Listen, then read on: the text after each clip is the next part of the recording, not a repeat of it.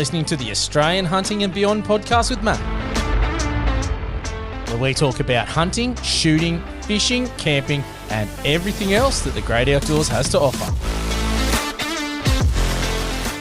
Let's get into it.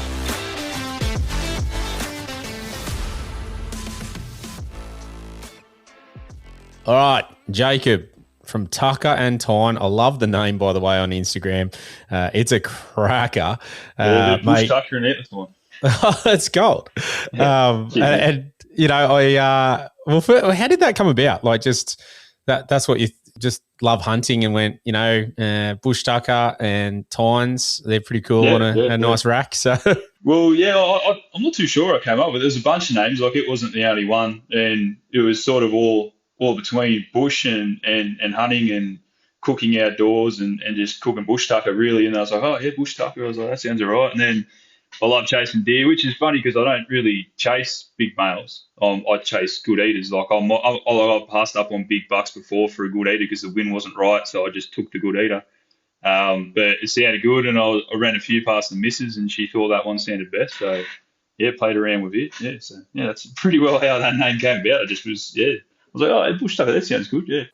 Roll from there. Well, mate, it's I like it. It's so hard, isn't it? Like, you know, when I was the same as the podcast, when I was trying to work out what I wanted to call the new podcast, going, it's on hunting, but it's more than that. It's not just in Australia, but it's not just on hunting. I wanted to, you know, talk about fishing and fall driving and obviously settle with Australian hunting and beyond, and that beyond sort of just open up the doors for so much more. Yeah, no, it's good.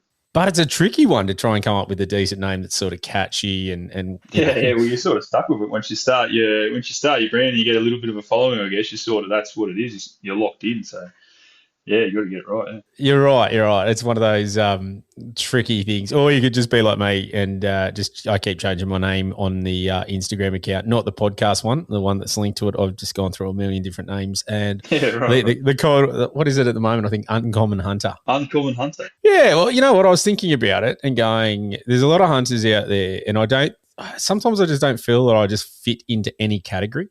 And then I'm pretty fluid in my sort of way I approach things and think about things, and I'll transition and move all the time and just adapt. And interesting what you were saying there about you'll pass a buck and go for a good eater.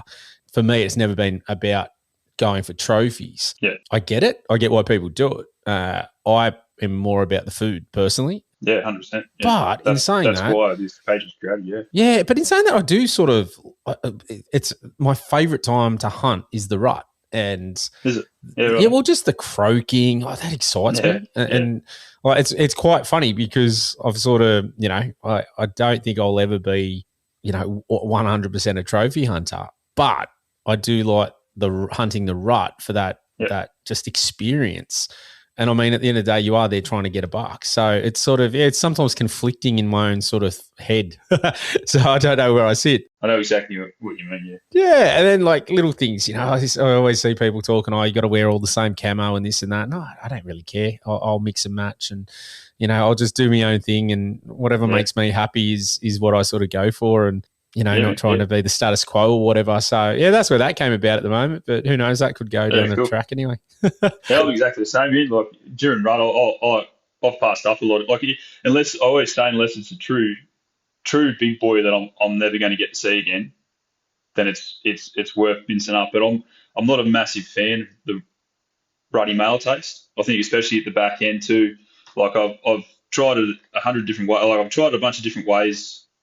I've processed them a bunch of different ways. I've even got that tarsal gland out of the way straight up, and it's just something about that meat. Like, for me, just the rest of the year they taste like venison, and then during that period, it's got a different taste to it a lot of the time.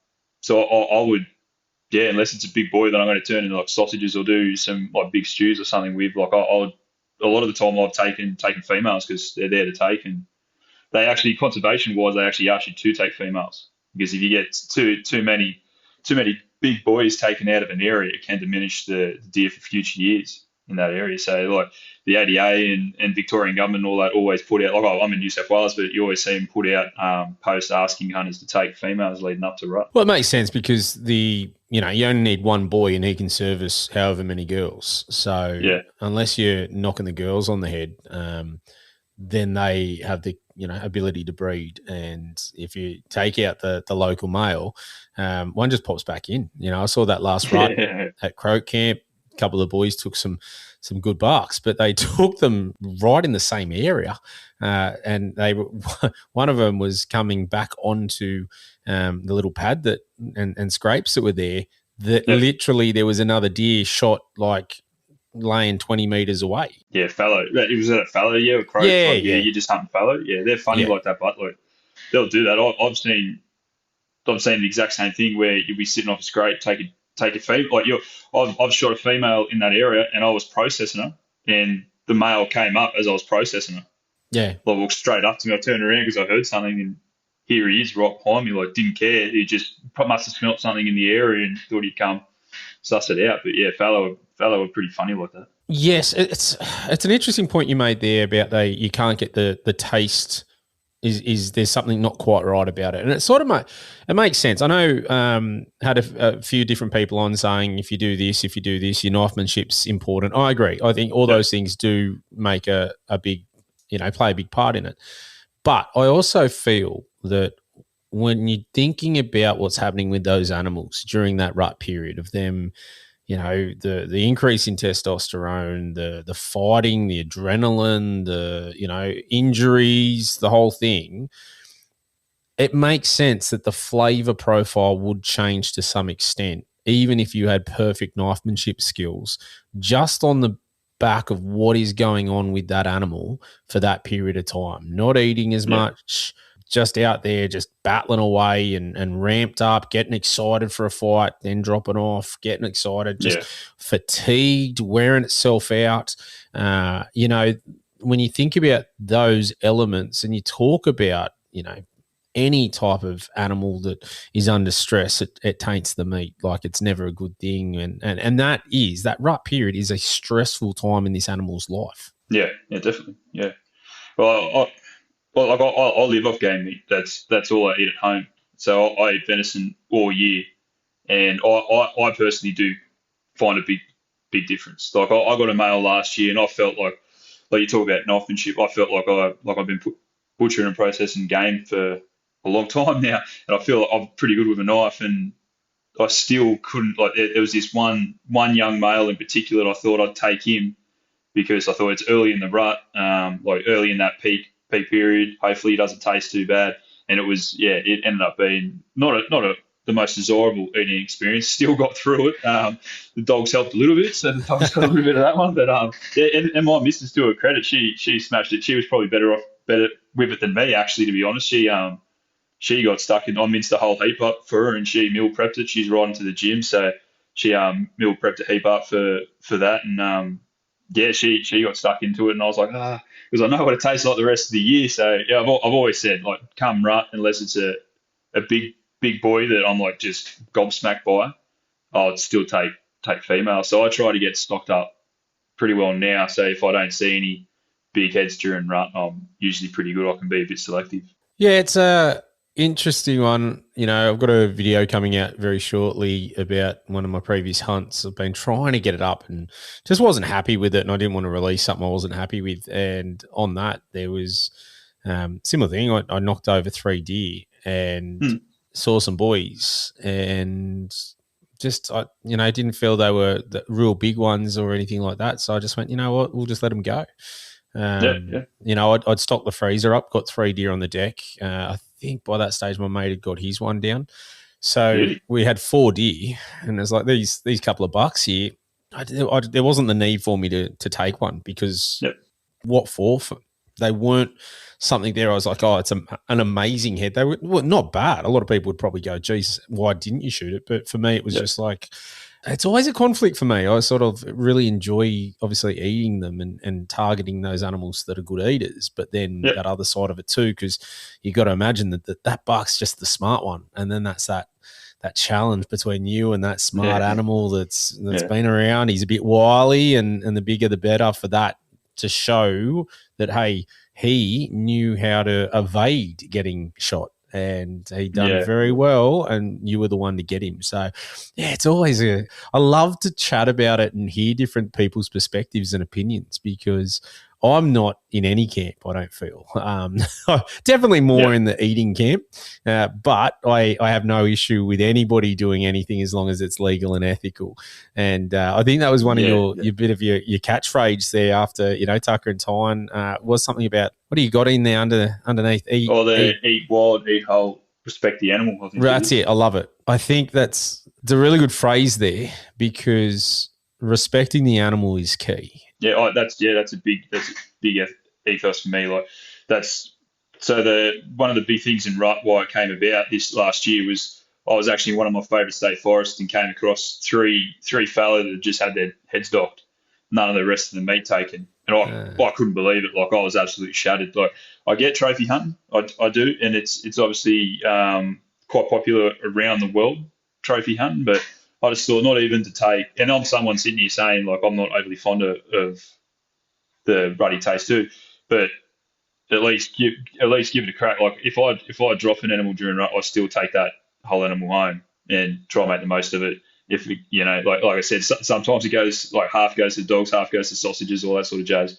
But I couldn't believe it. Like there was just three heads docked in one of my favourite forests that I've been hunting for years, and yeah, it was quite upsetting to see. Like, yeah. Look, I get where you're coming from, because for me, I just wouldn't do that personally. The only time I'd leave an animal, and I did my first ever deer, is because there was signs of disease in the liver, Yeah, and right. that obviously for me is probably something that I don't want to chance it. But for even just as you said, take it for the dogs. Like, just Yeah, yeah, I don't understand that.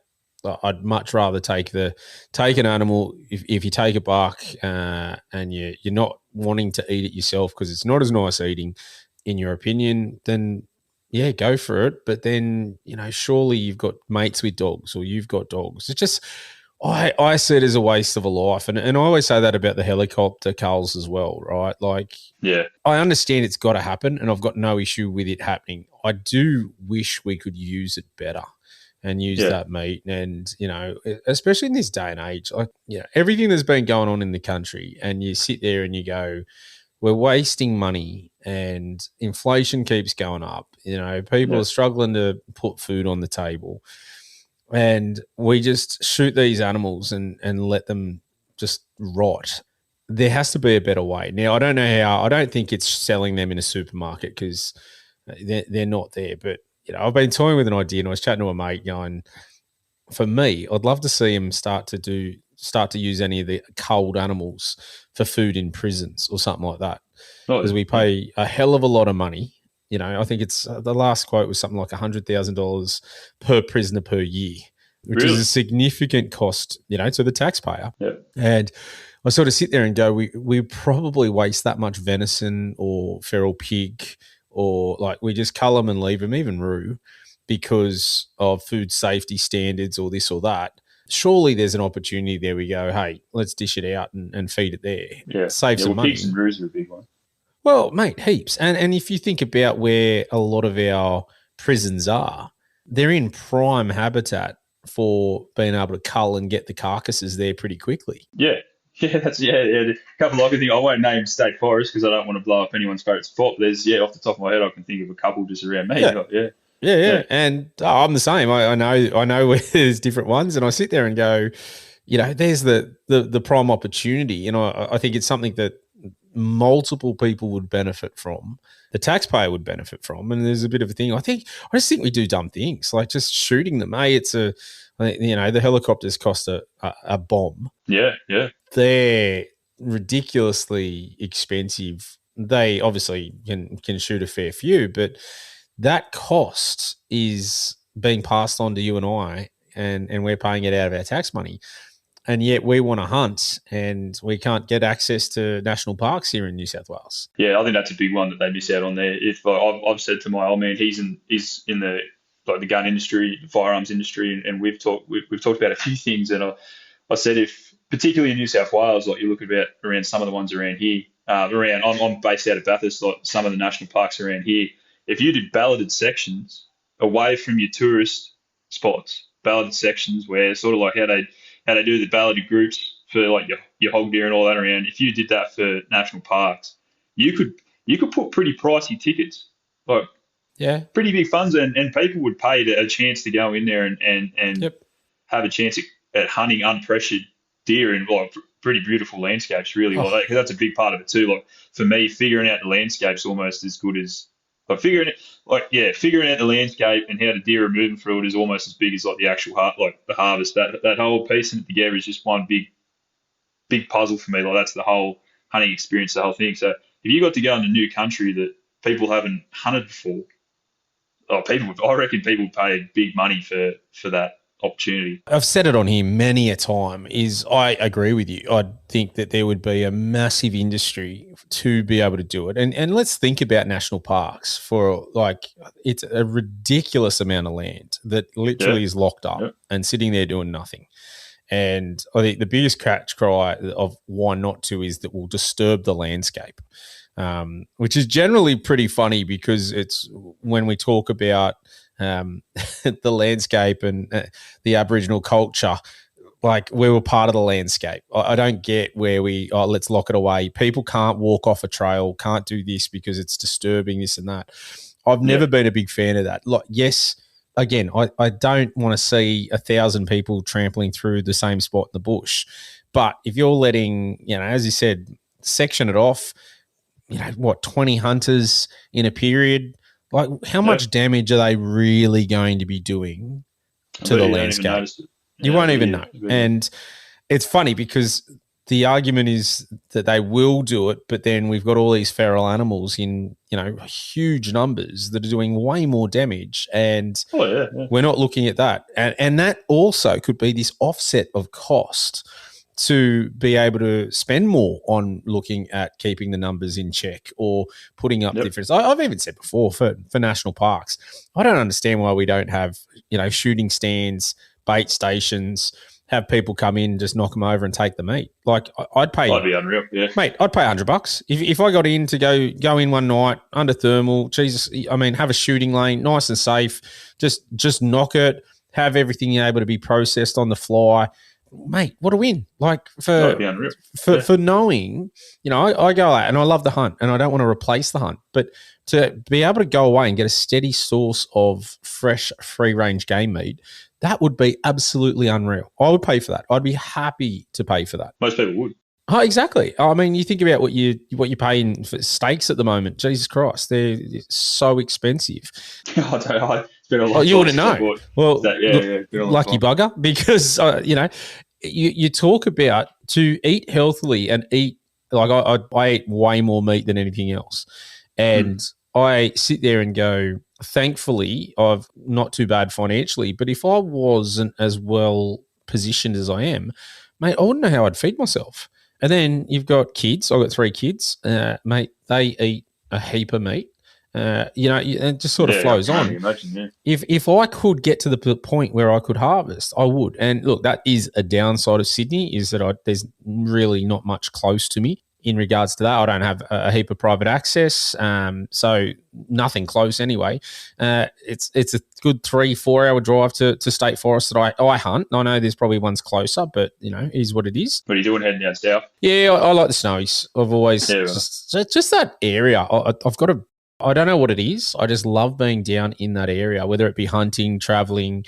It's always been the one I just sort of flock to. It's beautiful down there. Oh, I love it. So I think that also is one of the reasons I like to hunt down there is because I just like the landscape and I like the area. I like the people. It's just sort of that there. But I mean, in saying that, I'm probably going to, the kids are getting older now. I'll probably try and explore a lot more different state forests across the board too, to find out things. Because it's the one thing I hate about Sydney is that you are in the rat race. It's it's not fun. Yeah, I couldn't do it. No, I hate it. And, hopefully, we won't be here forever. And it's now trying to work out where we want to go and what works for everyone. And that looks good to me. But wanting to find out where, because, you know, I've always been jealous of the blokes that finish work. I'm a school teacher. I finish at 3:10.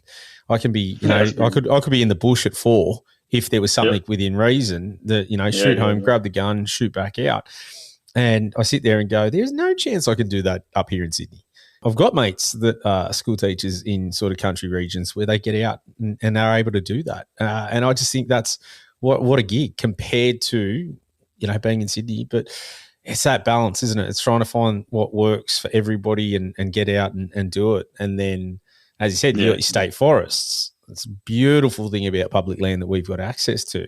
National parks would be just a cherry on top, you know. And yeah, it's a very interesting dynamic of what our politicians look at and what they don't. Yeah, I'm not too sure. Sometimes it baffles me, especially with obviously recent events. Like the way they handled that was quite disheartening. At one stage, I actually thought to myself, like, there's no point doing the Tucker and Tine thing like that. Like hunting in my way of life in a couple of years, like, that's how negative I was leading into Christmas. I was like, my poor wife had to listen a fair bit to it.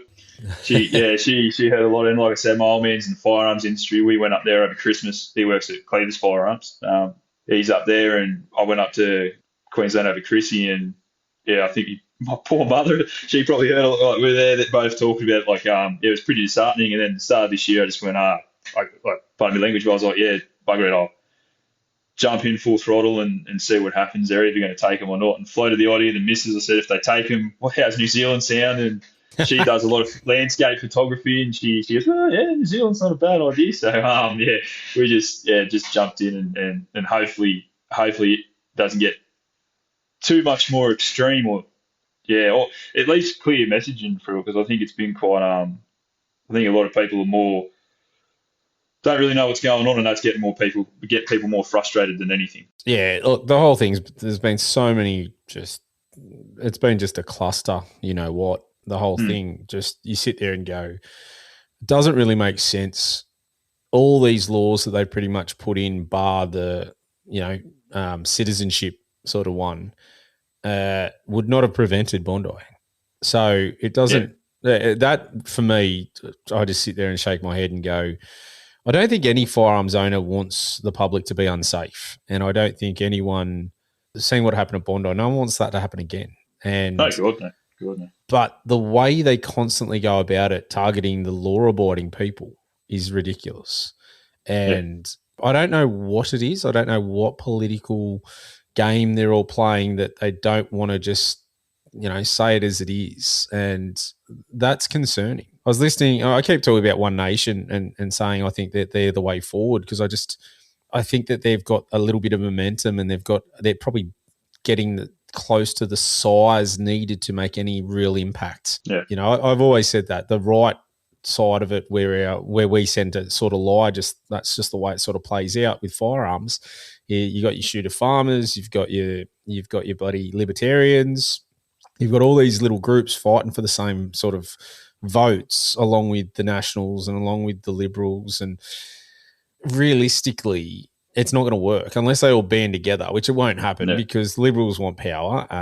You know, I'm disappointed in the Nationals that they went back to the Liberals. I thought this was their chance to go, you know what, they don't represent your values, split with them. You've got One Nation really climbing up. And I think that's on the back of just common sense stuff, to be honest. Like, I don't, you know, everyone keeps throwing around and it's just the go-to that Pauline's racist. And I don't really agree. I don't think when you say, hey, let's pause immigration, let's slow it down because we haven't got the infrastructure. I think that's just a common sense approach. And things like that, and even firearms. Like you look at some of the knee-jerk reactions here and the targeting, it makes no sense. I will say this, that David Christofouli up in Queensland there, he came out today with some actual sensible reform for guns. Yeah, I did say that, There was nothing there that was attacking law-abiding firearms owners in the slightest, which I know he said, but it's actually nice to see a politician keep to his word.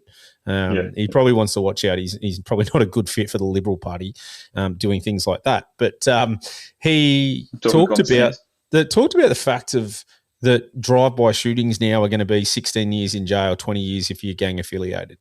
Yeah, I saw Okay. that. Yeah. I don't think anyone's going to be arguing with that. No. Citizenship for firearms, yes, there's going to be some people probably argue that because, they've moved over from somewhere and whatnot. They haven't done anything wrong. I sort of see that too.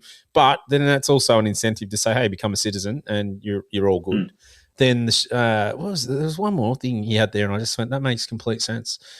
But there was nothing there that I sort of went, what if those measured sort of approaches that he's put in, which are just, I think, common sense to try and target criminals, I don't get why the rest of the politicians are so hell bent on coming after the law abiding firearms owners.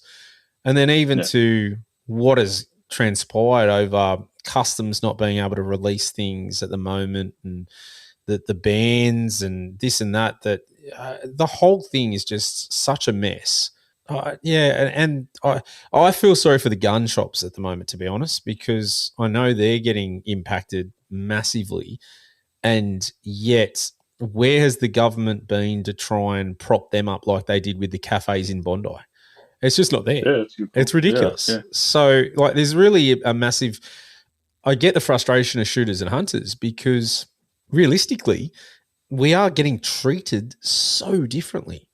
It's insane. And I said that about, there was a post by one of the Labor politicians saying the actions of two Muslims shouldn't, impact 880,000. I couldn't agree more. You're right. Like, not every Muslim is anything like those people. I have some Muslim mates that are wonderful people. But hold on, in the same breath, we're saying 900, near a million shooters should be for the actions of one because both of them weren't licensed. So, Yeah. that's even worse odds when you actually look and break it down like that. Yeah, I don't know. It's insane. I just sit there and just go, what is going on? That's so disappointing. Well, the thing that I think was annoying was they already had the laws in place to stop that from happening. Like everything was already there to take the firearms from that household, Well, and none of yes. them were implemented. Like it was already there. It was. I think. Well, I've said it before. I could be 100% wrong in this case, but I've said it with mates and around dinner tables and that I think if at the time they came out and said, look, we've screwed up here, like we've dropped the ball on this one, but this is how we're moving forward, and actually went with common sense, I think a lot of people would have been more understanding instead of coming out and just so negative towards. Well, it's hard to be positive towards what they've brought in, but like the hate towards like even at the Australian Open, I've seen him get booed pretty heavily. Like I think if they'd come out with that sort of thing and cop the brunt instead of putting it on, law-abiding citizens, I think it could have been a very, very different reaction to how it's played out. Look, I think there's a lot more to it, and I don't think we'll ever really know the Yeah. full extent. But there was someone, I think it was Pauline Hanson this afternoon or yesterday, came out and said there's 18,000 people on terror watch lists in this country. How the hell do ASIO keep track of 18,000 people and what they're doing and what they're up to? So I know people have been jumping up and down and saying ASIO dropped the ball here, that the firearms registry dropped the ball, et cetera, et cetera. And I'm not making excuses for them. They definitely did drop the ball here, obviously, because Bondi happened. But if those stats are true, if they are expected to be watching 18,000 people, and I'm going to say that they're probably under-resourced like every other government department. Well, yeah. There's a bit more to it. But then we've got a further problem if there's 18,000 people on terrorist watch lists living here. Yeah, that's quite I think that's more concerning. Laugh as in that's funny. That's a nervous laugh, I suppose you could say. Like, that's quite damning statistic. It's scary. Hold on, how have we got that many people here? That's ridiculously high in my opinion. Maybe people out there will think we're wrong, but I just think that's a lot of people who are on watch lists. That's crazy. Now, again, I'm going off what I read. I don't know if that's 100% accurate. I always say to listeners, do your own research. Don't believe everything that comes out of my mouth. I'm sometimes an idiot. So, but if it is, oh my God, I think the question is that there's broader things that's probably what the government don't want to see and don't want to have those conversations. So the easy scapegoat is those scary gun owners. That there's 4 million guns in Australia, and generally they're not a problem. Mate. But we've got to hide that. So consider most of us like going out and just being left alone and doing our thing out in the bush and harvesting meat. It's or target shooting, clay pigeon. Like I'd imagine most of those gun owners are actually probably more social, going to your range and doing your clay pigeon or target shooting, or even Western Action's a massive social event. It's not all gun owners are obviously hunters, but yeah, the community side of it too. It's pretty well. It's a massive part of my life. Well, it is my life really. So Well, here's the other one. I think that it's funny because, a big part of it was saying, why does someone in Sydney need this many guns? And oh yeah, I've had this. Yeah, I've had this conversation with a lot of people. obviously they have no idea because they kept pushing the belt-fed shotgun. So let's be real. They have no idea what they're talking about. But it's a weak argument. And if that's the case, let's just, I'm not saying I believe this, but let's just go with the logic here and say, okay, we agree with you for the moment. So what are these laws done to separate people in the bush from people in Sydney? Well, it's a nothing, blanket, yeah. nothing. It's a blanket ban on restricting the number of firearms you can have. So the whole argument that they keep going, why do people in Sydney need more than 4 guns? Well, okay, then why did you then go for everybody in New South Wales and say you can only have 4 guns? Yeah. There's no logic behind that. Like, Yeah, you can't make sweeping statements like that and condemn people in Sydney when I think that's a crock anyway. But if you are going on that logic, how do you then say, listen, we're going to treat everybody in the bush who we haven't targeted with that statement, but we're going to make sure they have to have the same? Dumbest thing in the world. Yeah, mate, it's pretty.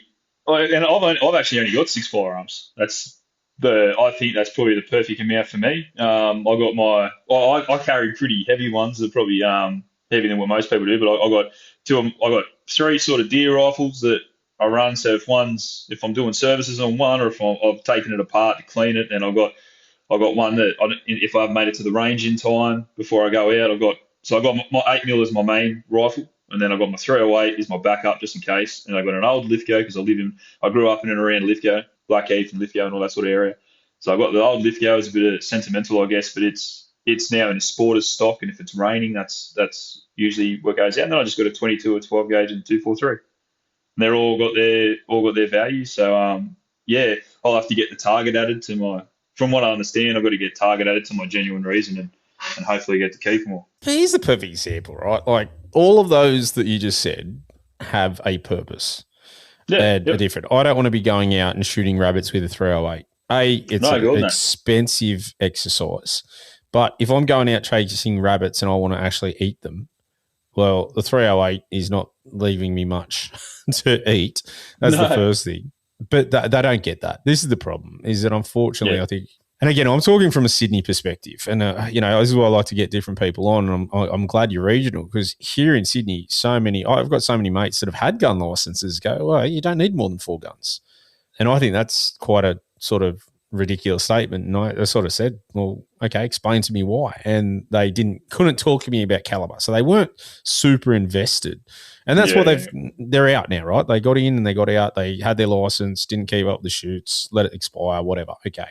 No worries. So I sort of expect that. And then you got the other people that just have no idea about firearms. I know plenty of people that still think guns were banned up until what happened at Bondi. Oh, right. They thought we couldn't get them at all, which is sort of, that's a different level as well. That's quite common here in Sydney too. Unless you know someone that goes and shooting, that there's a lot of people that do not know that you could legally have firearms. Really? Horsley Park's like one of the biggest guns. Horsley, Isabella's, there's plenty. And then Safari, like they're all over the place. But if you're not actively looking for them, you probably don't know. Like we know about them because we're invested and we're looking up things, we're looking at buying, we're looking at all those things. Whereas if you really don't know, never Google searched, never really driven past one of them, that Horsley's in a very small location that's out of the way, so it's not on a main road. Bella's is in the back of the industrial estate, again, nowhere near a main road. Safari, that's not real. It's sort of more on probably a bit more exposure than any of the others, I would say. Then you got, I think, Razorback out Windsor way, and we could keep going on, but probably more in locations that don't get the thoroughfare for a lot of people. And there's nothing in the main, Sydney itself, etc. So I think that's where we've done a lot of damage to ourselves as shooters, of not not raising the awareness and not promoting it to the non-shooters and the non-hunters. I think everyone's just sort of wanted to fly under the radar, keep sort of, just I want to do my thing. Like you said before, and I get it. Just go out and shoot and have fun. Like, just go out. Yeah, man. Yeah, that's yeah. Leave me alone. Like, yeah. I think most people, and I get it, and it's probably what sort of, shoots us in the foot, pun intended, is that we are laid back, just wanting to be left alone to be able to go and do our thing that we enjoy. And that we don't want to cause waves and we don't want to cause drama. And that's really lines up with what we do being out in the bush, isolated on our own. Like, that's what we do. Yeah, man. Yeah, probably well said there. Yeah, interesting times at least anyway.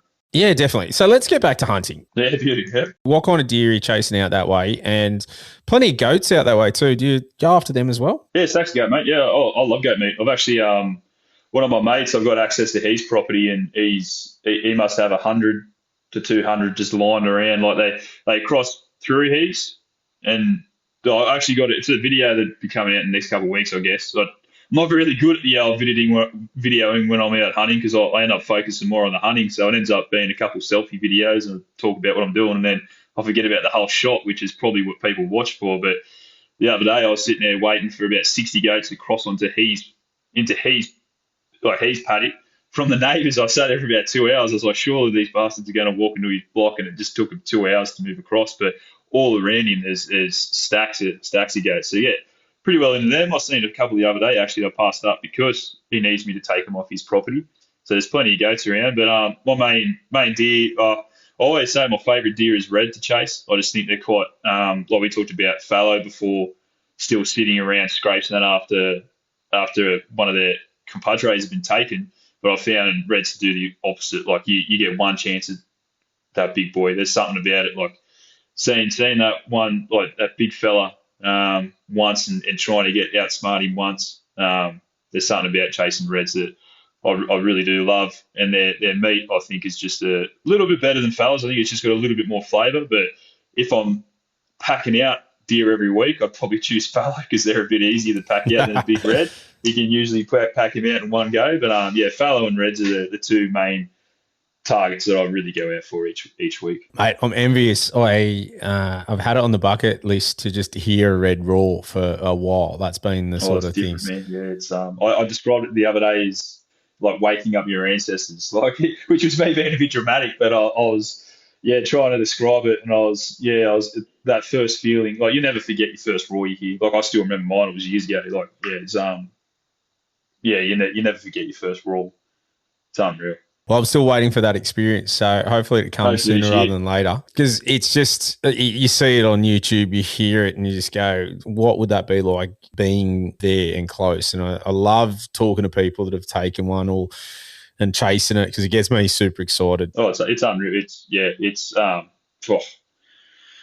There's a couple. It's funny, the ones I've taken, I wouldn't say I remember as well as the ones I've not taken, like the opportunities I've not had. And there was one, like there's a big boy. I'm hoping by this year, who knows what his antlers will be like by the time I finally found it. I'm hoping to get him before he starts doing all these matey stuff and trying to get him as he's rubbing his antlers out, because it should still be in prime condition then.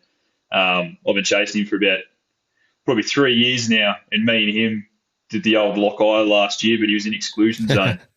And I couldn't believe I couldn't get him. Like we roared back and forth at each other for, it must have been half an hour to an hour. Like it just couldn't get him to budge out of the mountains. He was up there with all these girls, and I thought I'd outsmart him by pushing up into a gully system adjacent to where he was. And I thought maybe if I call him from there, you think, another one's come in. He's trying to get me. Instead, the girls came down first, and I watched them. They walked exactly to where I'd been standing for the last half an hour roaring. I thought, you've got to be kidding me. And then he walked straight out of the wattle, and just big strut, didn't even care. He walked straight out in the open, couldn't believe it. Big 14-pointer. But where he was, he'd walked into the exclusion zone. So I was hunting right on the edge of it, and I thought, you're kidding me, like. And when I roared again after that, once he came out into the opening, and I roared again, he went, nah, something's going on here. and went back into the forest. And I actually didn't see any of the girls or him again for the rest of the rut. He just disappeared. Yeah, right. Yeah, didn't get to see him again. So I'm hoping this year. I actually went there as a scout. I went there on a scouting trip on must have been, what day is it today? Tuesday. Is it, or Monday? What's today? Yeah, Tuesday. I went there Sunday afternoon, I think it was, or Monday afternoon, and no new scout, nothing going on. The wallow that's regular every year is untouched. And I sort of see him start moving, and at least you see some prints around there by now using it as a water source, and seeing nothing. So a bit nervous. I'm a little bit worried that maybe he won't be there again this year, and maybe someone's got him over the year. But we'll see what happens. Still a couple of weeks away, so hopefully they start to move back into the area.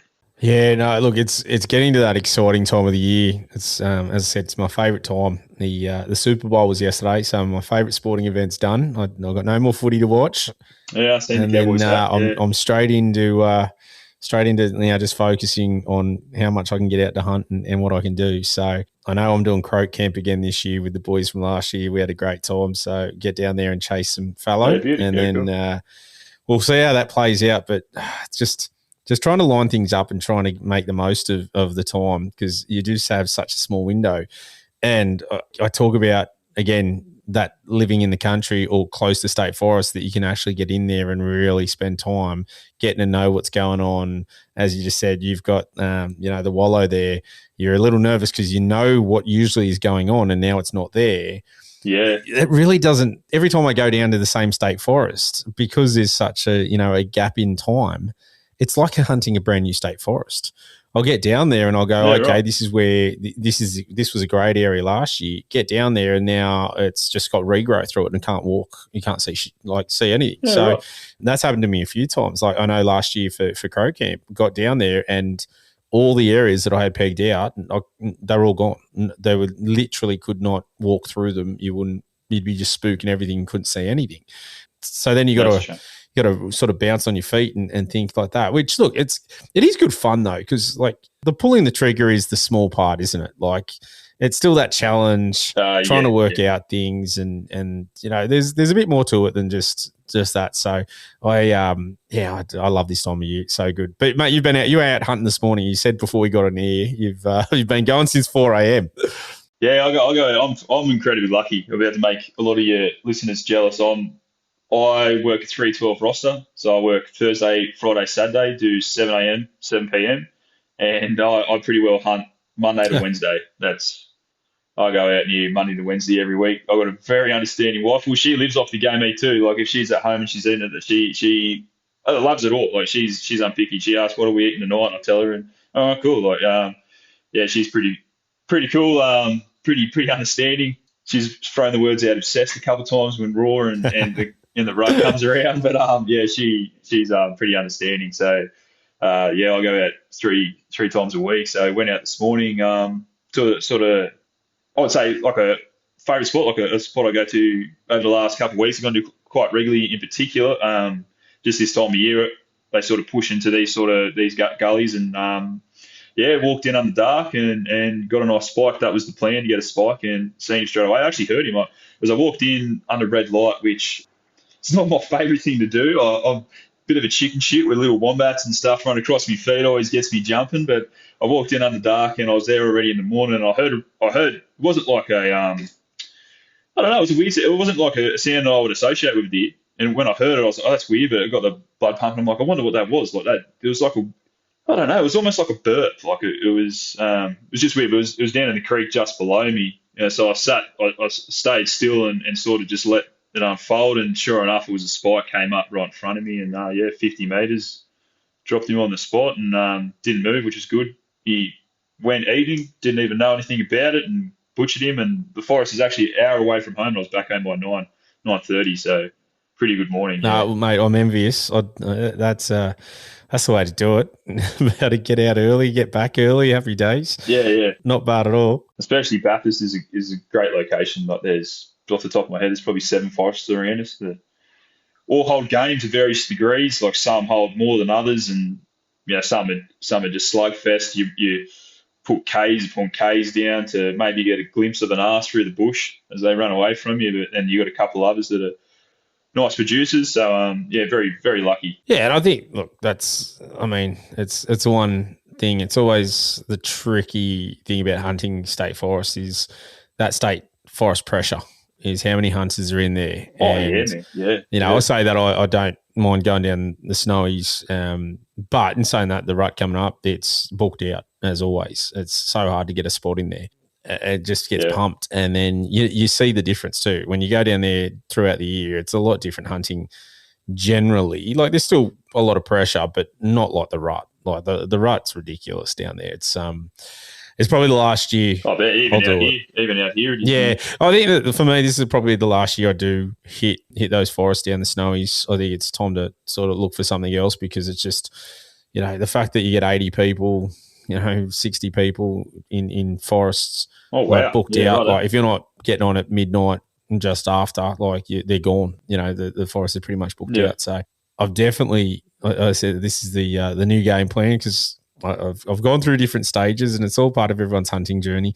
I've gone through the stage of just going to different state forests all the time because I like exploring and then sort of going, yeah, I think I right. need to sort of dial in on a couple. And now I've done that. But the problem is I've done that in areas that are so sought after for the rut that then it becomes a pain in the ass in the rut. So next, I think I'll be trying to find some other ones that are just not as popular and see how we play out there and see what happens. But it's all part of the fun. I keep saying if you get to go away for a few days and get to hunt deer, whether you get one or not, like that pull of the trigger is such a small amount of it. There's so much more to take in when you're hunting. So much more to do. It's awesome. Yeah, I think figuring them out is my favorite part. That's a new area. Like, because I only really hunt.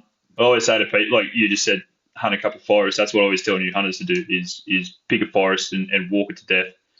And then if you haven't found anything there, move on to another forest and then do that. So I've done that for a long time now. So I've got three forests in particular where I know pretty well how it all works. So now when I pick another, I've started branching out and picking up a forest, and over the last probably 2 years I've started doing this. Yeah, probably definitely 12 months. I've picked a few different ones along the way, and that's like I've done this recently, and now the sort of new forest I've gone to, I've taken 2 deer in 2 weeks out of it to put the K's down and figured it out, and it's been real exciting to do that again because it's yeah, a lot of the time it's figuring out new gullies and new forests, but you sort of still have an idea. You're like, well, I know the feeds that way, they're going to probably be coming from there, and But so the last couple, definitely the last 12 months, I've been to more forest in the last 12 months than I probably have in the last 5 years. So it's been a cool experience, but I suppose I'm lucky in that sense that I know in the back pocket that if the freezer starts getting a little bit low, I've got a couple of honey holes I can just duck down to and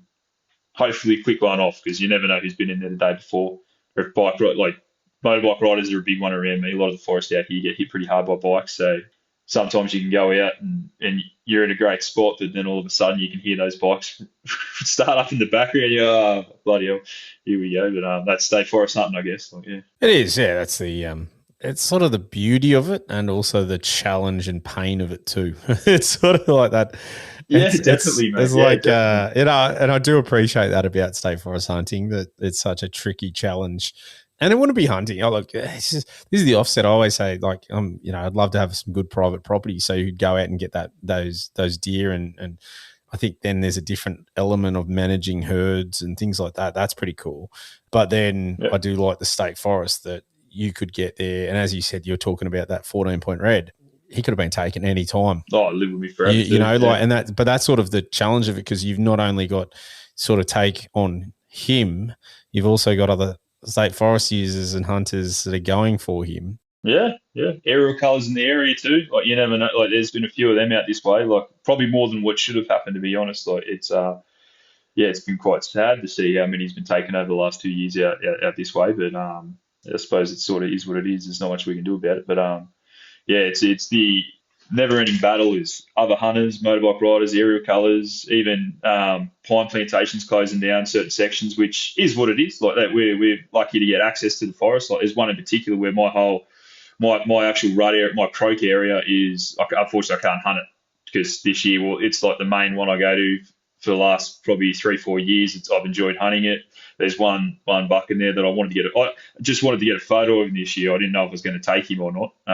Wanted to see if I could get a photo of him, and I can't get there unfortunately because it's all exclusion zone now, which is a shame. But yeah, sort of is what it is. Yeah, it's that other challenge. So, mate, I feel your pain when you're talking about filming before, because it's a bloody challenge. Like, it is, yeah. I don't know how, and props to anyone out there that does their solo filming, because it is definitely a tricky. I should say, for me, it has been extremely tricky, and the video I'm going to throw up is me and a mate filming each other, because I find that so much easier, because you're trying to focus on hunting. You're then trying to think about your filming, trying to capture things but not cost the shot. But there's just so many extra balls up in the air that make it, hard to juggle. It is, mate. Yeah, I even found like just doing the filming of the cooking in the kitchen, because like at the beginning of Tucker and Tine, the idea was to try and get people inspired about cooking their game meat. So I was trying to put up videos. I must have deleted maybe five or six cooks where I was just I'd finished I'd done the whole process and got it done to where I was like, oh yeah, that could probably go on YouTube. And I was like, that's like terrible. I can't post that. So the ones that I have posted, I think are pretty bad. They're better than the rest. So that's how bad the other ones were. But even just looking and talk to the camera. I do a lot of this selfie stuff on Instagram, and I don't mind that because it's gone within 24 hours. I don't have to worry about it again. If someone sees it, they see it. If they didn't, well, bugger. But I don't mind doing a bit of that, and that's sort of where the recent video came from. A couple of blokes at work said they enjoyed the Instagram stuff to try and do one more for like YouTube. I was like, yeah, right, I'll give it a go, and yeah, we'll see what comes from it. If I got another one in the bank, I got to sort of edit. We'll see how we go, because I struggle pretty hard with it, because there's that also aspect too where when I'm out in the bush, I would like to just be out in the bush, not so much thinking about filming as well. So sometimes, like, I've gone months where I've got weeks where I haven't even put the Instagram story up. I've just gone out and done my thing, especially when I'm sussing new terrain. I sort of want to be in the moment and following game trails and following tracks and sort of figure out what they're doing. And sometimes when you're filming and doing that as well, like it sort of takes you away from the experience of sussing out new terrain. I'm with you and all that, and the same. I go out and I've got these grand plans. I've charged up everything and ready to go. I get out there and just want to hunt, and I don't even film half the time. And it's sort of, or I do a little bit and forget to change over batteries, and I get an hour of just walking and nothing else. And, I think I'm more excited, and I sort of wanted to put it together more for the kids to see when they get up and get older and whatnot. So I'm more excited about, I guess, the tech coming through. Like I keep saying, like the Meta sunglasses and things like that, where they record. So you're just wearing your glasses and it's recording audio and footage of you. And I think as it keeps getting better and better, and we're going to get, longer batteries to be able to film more like that, that is ideal to me, being able just to be out in the moment and just capturing what you're seeing. I think that's the beauty of it, because rather than, mucking around with the action camera on your shoulder strap, or got it in a handheld or all that, or the phone in the hand, I sort of like the idea that it's just going to capture what you see. And that's as long as they're clear. Do they do clear? They're pretty good. I don't know much about so they're about 3K. So the footage is not too bad. So the biggest problem with them, I think, at the moment, you get about 30 minutes of footage recorded. Yeah, right. Be good for a processing. You know what? I was doing something similar because I love cooking and just stuffing around with this, and I like editing and whatnot. Otherwise, if I didn't like this stuff, I wouldn't be doing it. And it's just something different to the podcast. And I was doing a bit of the cooking and smoking. I love smoking and things like that. But my God, it's so hard to do when you're trying to cut up something and you need both hands and you're trying to film it, and then you try and put it on a stand and then there's shadows everywhere, and it's the whole process. So I tell you what, they're only about $400 or $500 too. So they're not overly expensive. So I reckon you're onto something there, like a video where you need your hands and just through the eyes of the beholder and going at it. I reckon that's the way to go for sure. Yeah, because that's probably the biggest question I always get asked. Can I do a processing video to show how I break down animals? I always think, I'm not sure if I'm like, I've been doing it for a long time, but then I watch someone like Steve Ranella, and he seems to do it a lot better than me. But maybe that's because I'm not watching myself. Like I'm not standing back watching me because I know how. I don't know if I'm good at explaining it, so I'll maybe do a video and just show people this is what I'm looking for or this is what I'm doing because it's all pretty well. I think it's pretty well the same for everyone. Like maybe for new hunters, like it's hard to get your head around, but like skinning and gutting and all that's the same process from a goat through to a deer. Maybe red deer starts getting a bit harder because they're a big animal, but yeah, that's one of the big questions I always get asked. And I tried doing it once with the GoPro, and it's just a weird sort of angle. You're sort of over top of it, and it pretty well just showed the arse for most of it. Like it's just the camera on the arse. I was like, yeah, I can't be posting that. That's a bit off. But yeah, maybe the glasses are the way to go. Mate, look, it's at least you're trying, and that's what I love. I love chatting to people. You're trying to make the hunting community a better place by putting stuff out there in a respectful, good manner, trying to, show the respect for the animal, come across as a decent human being. And I think that's what we need to be doing. It's not, I think that's image is super important. And I think the better image we have all as hunters and shooters, the better it is for everybody. And that's where it starts. You got to stand by your morals and your principles and your ethics. And, that's how we should conduct ourselves. And, I always am a big believer, and I say it all the time, is that as a teacher, I want not just my own kids to be proud of me, but my students and whatnot. If I'm putting something out, I want to be able to make sure that anyone that accesses that knows what I stand for, that it's law-abiding, ethical, like just all the things that we should be. And I think that's all you can do at the end of the day. Yeah, it's good. Good theory to live by, mate. Yeah, it's good. All right, mate. Well, look, I've appreciated you coming on for a chat, and wishing you all the best in this upcoming, Roar Rut, and hopefully you'll catch up with your 14-pointer, and I'll be looking forward to seeing it on Instagram soon if you do. Yeah, it'd be nice, mate. Yeah.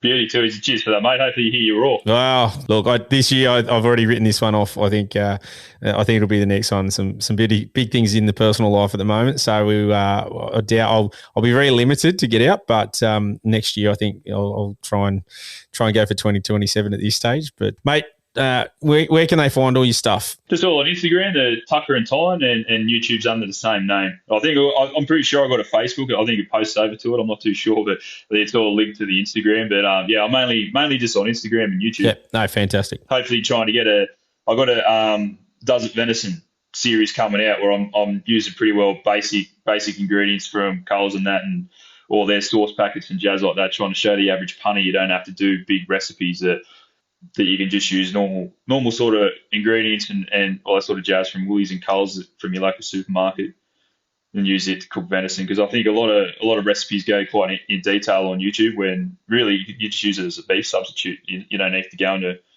any long process of cooking it. So yeah, I got a Does It Venison series coming out soon. Hopefully it'll be come up in the next month. All the footage is filmed. I just got to try and edit it and watch myself cooking and talking to it, so I've got to try and get through that. And yeah, it'll be about 8 episodes, I think, at the moment. So yeah, hopefully it's coming out soon on the Tucker and Tine YouTube. Mate, love it. Can't wait for it. Mate, I'm a big fan of the old saying, keep it simple, stupid. And if it was up to me, I'd just be salt, pepper, garlic rub on it and happy days. So, Beauty. So. All right, Jacob, mate, been a pleasure. Thank you for coming on. Best luck, and we'll talk soon. Cheers, mate. Thanks for having me on. Much appreciated. All right, listeners, bye for now.